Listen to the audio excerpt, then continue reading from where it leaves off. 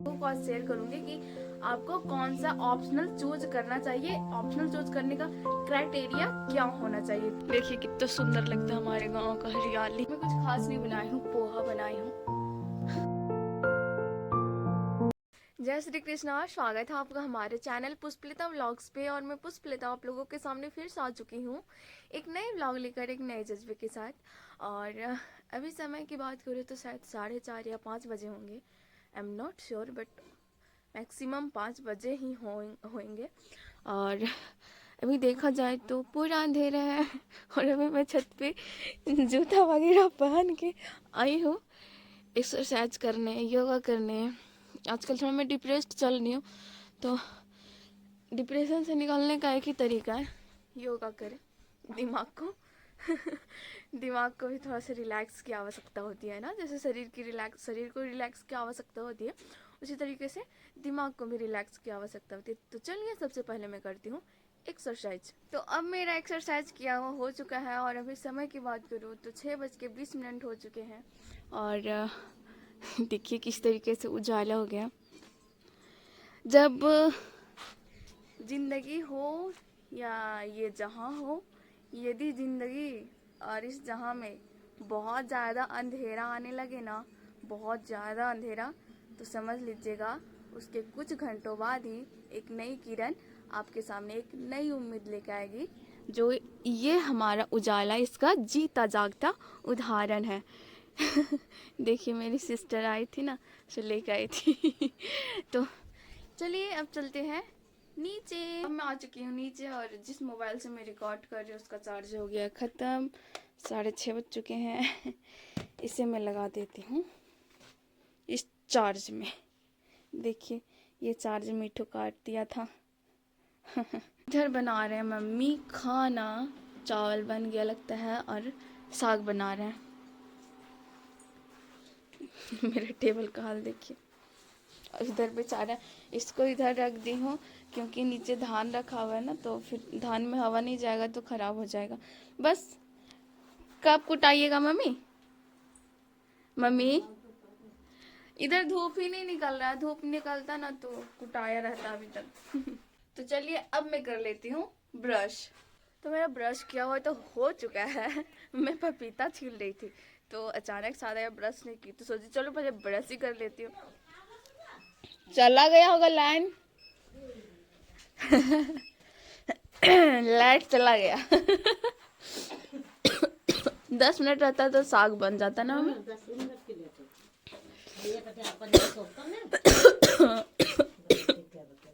देखिए अभी मैं पपीता छील रही थी, फिर आ गया ब्रश नहीं की हूँ, पहले ब्रश कर लेती हूँ। मेरे खेत का पपीता बहुत अच्छा लगता है।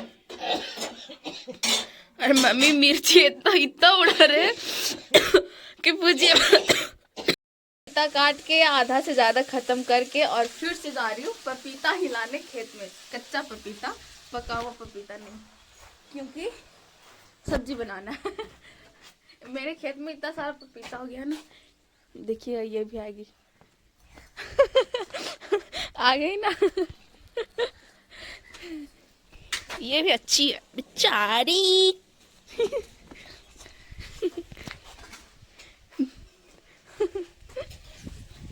चलिए चलते हैं खेत साइड। ये पपीता तोड़ूंगी, ये दोनों का नहीं तोड़ूंगी, उस वाला भी नहीं तोड़ूंगी। ये वाला ना इसमें पकता है सो मीठा नहीं लगता, तो इसे कच्चा ही खा के खत्म कर दूंगी।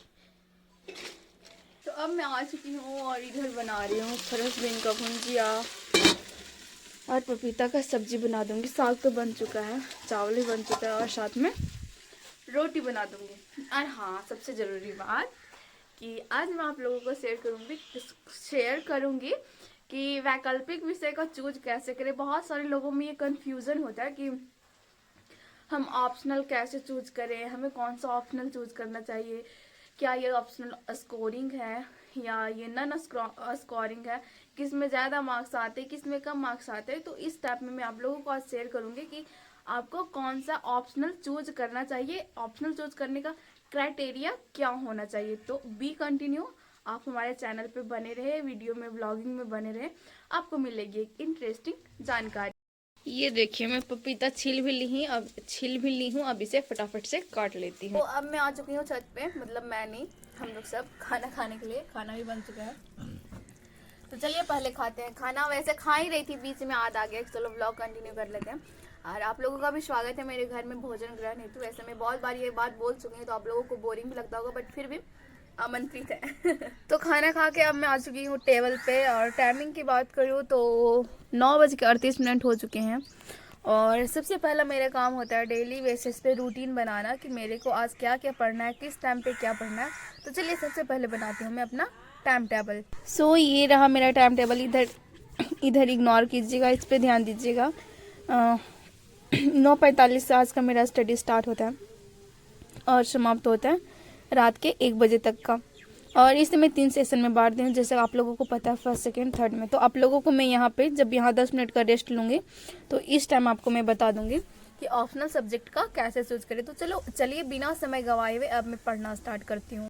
सो यहाँ पे मेरा अभी 4 घंटे 39 मिनट का स्टडी कंप्लीट होता है। और टाइमिंग की बात करूँ तो 3:35 हो चुके हैं। और अभी भी मेरा राज्यपाल से रिलेटेड ही टॉपिक चल ही रहे हैं, बट टाइम काफ़ी हो चुकी है। तो मैं सोच रही हूँ कि चलो आप लोगों को मैं जो आज बोली हूँ कि वैकल्पिक विषय मतलब ऑप्शनल सब्जेक्ट का कैसे चूज करें, उस पर थोड़ा सा डील कर देती हूँ। और आज मैं चश्मा पहन ली हूँ अपने हस्बैंड जी से डांट सुनने के बाद। तो चलिए इस टॉपिक पे सबसे पहले बात करते हैं, बट घूम घूम के बात करूँगी, बहुत देर से बैठी हुई। तो ऑप्शनल सब्जेक्ट चूज करने के ना मैं 3 क्राइटेरिया रखती हूँ।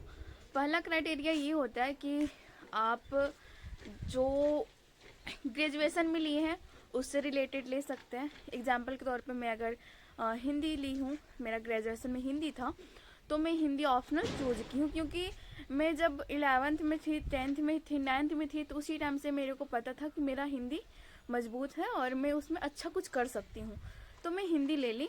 और ग्रेजुएशन के अनुसार ही मैं ऑप्शनल भी हिंदी ही चूज कर ली। ये हो गया हमारा पहला क्राइटेरिया कि आपका जो ग्रेजुएशन में है वो चूज कर सकते हैं। क्योंकि बहुत लोग सोच समझ के ग्रेजुएशन करते हैं कि मेरे को क्या करना है क्या नहीं करना है, बट बहुत सारे ऐसे होते हैं जो फॉर्म में कर लेते हैं, चलो ना ग्रेजुएशन कर ही लेते हैं। और बहुत सारे के मूड में उसके बाद अपनी ज़िंदगी के प्रति, अपने माँ बाप के प्रति श्रद्धा उत्पन्न होती है और वो सोचते नहीं मेरे को कुछ अच्छा करना है, और उनका जो ग्रेजुएशन में जो सब्जेक्ट लिए रहते हैं उसमें इंटरेस्ट होता नहीं है। तो ये यदि आप इंटरेस्ट के साथ ग्रेजुएशन में जो सब्जेक्ट चूज किए हैं वो सब्जेक्ट ले लीजिए। ये हो गया हमारा पहला क्राइटेरिया।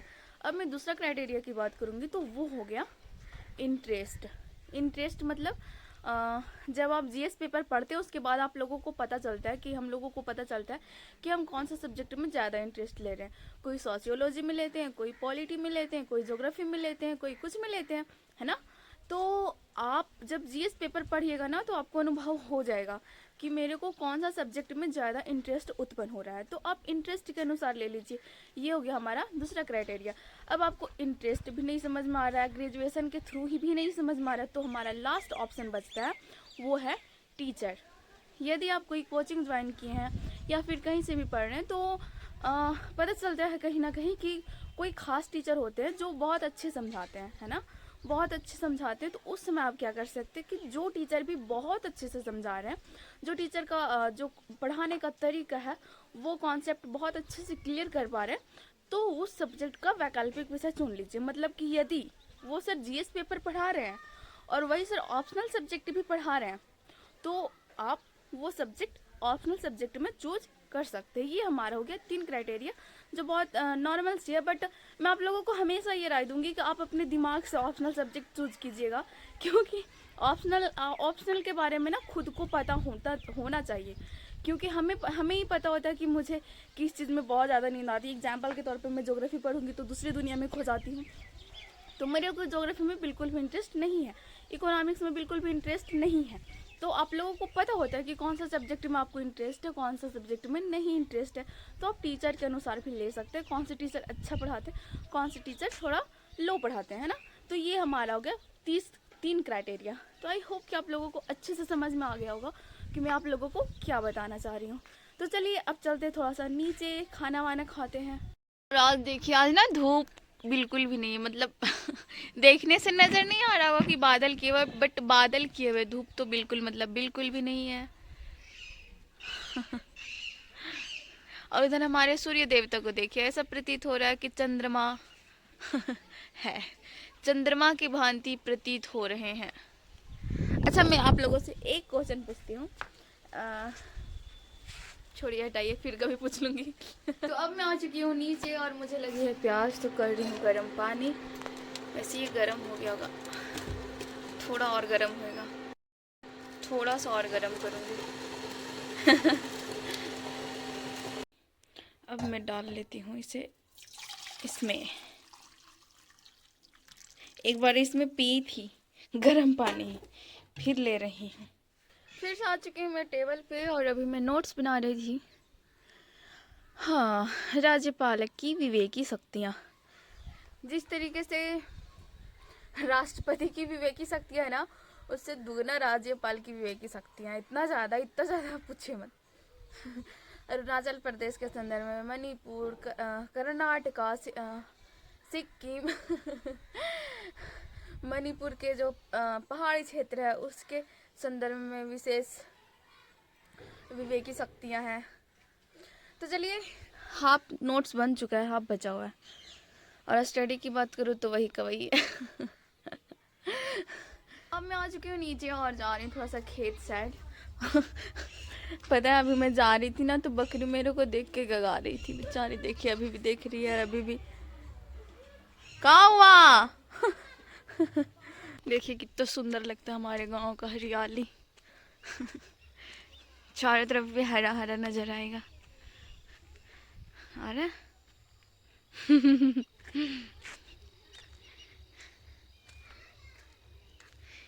सरसों का फूल देखिए, कितना छोटा छोटा फूल गोभी लगा है।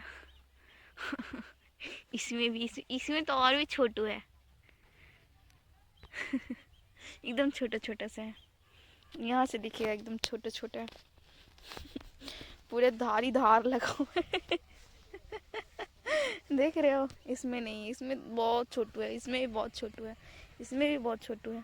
इधर जब मैं आ गई हूँ तो मैं सोच रही हूँ 5 मिनट ध्यान केंद्रित कर लेती हूँ। और ध्यान केंद्रित में कि मैं क्या करती हूँ मैं वो भी बता देती हूँ। जब मैं ध्यान केंद्रित करती हूँ तो उस समय ही मैं सब कुछ अपने बारे में सोचती हूँ।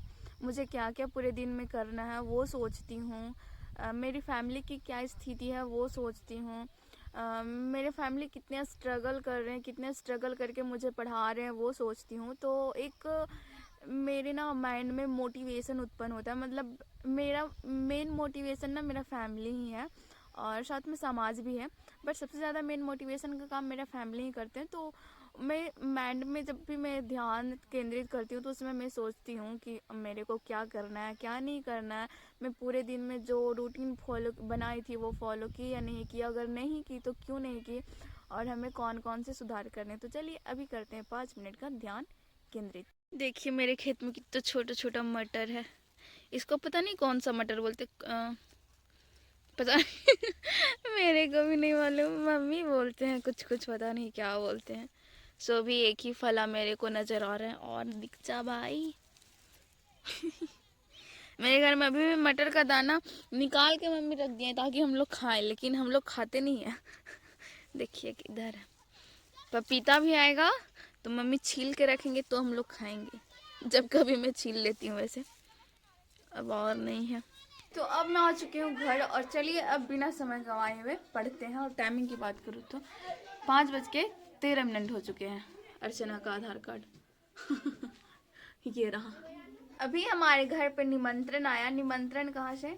निमंत्रण आया अयोध्या से। विश्व के राम भक्तों से निवेदन और साथ में आया ये अच्छत, तो इसे मैं अपनी पूजा स्थल पे रख दूंगी। जो बहुत बहुत सौभाग्य की बात है कि हम भारतवासियों के लिए, जो बहुत वर्षों से, मतलब बहुत वर्षों से लोगों को बनाने की चाहत थी राम मंदिर, बट वो संभव नहीं हो पा रहा था, जो कि अब संभव हो गया। तो इस खुशी में एक जयकारा तो बनता है और एक कमेंट तो जय श्री राम बनता है। तो चलिए साथ में लगाते हैं, राम भगवान की जय। सो यहाँ पे मेरा 7 घंटे 7 मिनट का स्टडी कंप्लीट होता है। समय की बात करूँ तो 7:36 हो चुके हैं और अभी मैं साइंस एंड टेक पढ़ रही थी। और साइंस एंड टेक में भी क्या, जीएम मस्टर्ड। जीएम मस्टर्ड क्या होता है मैं आप लोगों को थोड़ा सा शॉर्ट में बता देती हूँ, पता नहीं आज का व्लॉग कितना लंबा होगा। जीएम मस्टर्ड क्या होता है ना कि सरसों होता है। तो आप लोगों को पता है कि कोई भी फसल में ना जब कोई भी फसल किया जाता है तो खरपतवार बहुत होते हैं। और सरसों के खेत में आप देखिएगा, उसका क्या नाम है मुझे तो नहीं पता, लेकिन सरसों के खेत में देखिएगा एक खरपतवार बहुत ज्यादा रहता है, बहुत ज्यादा।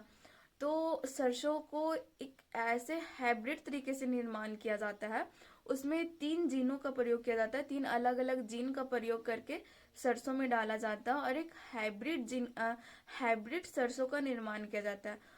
तो उसी को जीएम मस्टर्ड कहा जाता है। मस्टर्ड मतलब सरसों को मस्टर्ड कहा जाता है। तो फिलहाल चलिए, अब ये तो कंप्लीट हो नहीं चुका है, मतलब थोड़ा सा बच ही गया बट टाइमिंग काफ़ी हो चुके हैं, मतलब खाना तो बनाना पड़ेगा ना तो चलिए पहले अब खाना बनाते हैं। अभी टाइमिंग की बात करूँ तो 7:37 हुआ और अर्चना का हालत देखिए, ये इतना जल्दी सो गए, पता नहीं इनका क्या होगा, पढ़ने पे बिल्कुल भी ध्यान नहीं देते तो चलिए कोई बात नहीं, अब मैं खाना बनाती हूँ। सो मैं किचन में आ चुकी हूँ और किचन में आके खाना भी बना ली हूँ। खाने में कुछ खास नहीं बनाई हूँ, पोहा बनाई हूँ और इसमें इतना ज़्यादा गाजर वगैरह सब डालती हूँ, गाजर प्याज टमाटर आलू और क्या बोलते हैं उसको, मटर का दाना। और साथ में अभी मैं देख रही थी अंकित अवस्थी सर का वीडियो। देखिए अभी सारा बर्तन अभी धोऊंगी एक बार धोई, सारा जो थाली था वो थाली एक बार धो चुकी हूँ, अब ये सारा बर्तन धोऊंगी तो चलिए आज का व्लॉग मैं यहाँ पे समाप्त करती हूँ। यदि आप हमारे चैनल पर नए होंगे तो चैनल को सब्सक्राइब करें, वीडियो को लाइक करें और साथ में अपने दोस्तों के साथ शेयर करना ना भूलें। तब तक के लिए जय हिंद, वंदे मातरम, भारत माता की जय।